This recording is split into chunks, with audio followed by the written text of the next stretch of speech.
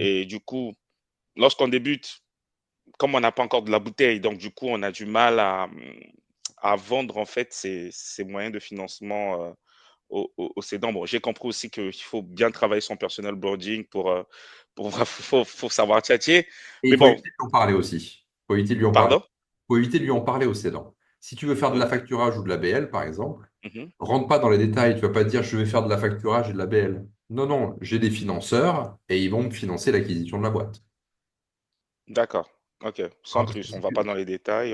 voilà, si Ok. tu rentres là-dedans, en fait, ça, c'est très stressant pour un cédant de vendre sa boîte.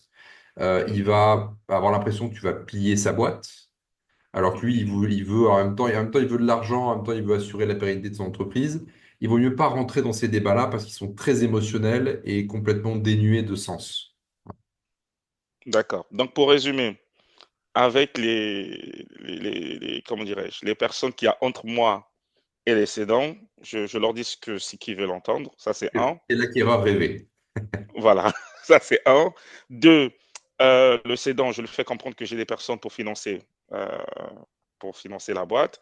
Au fur et à mesure qu'on avance, on a signé le fameux papier. J'ai oublié, c'est quoi déjà? Terms. Enfin, Head of Term, c'est ça. On a signé en avance. Euh, pour la partie, euh, pour la partie, donc là, on passe à la partie audit, hein, on est d'accord. On passe à la partie audit.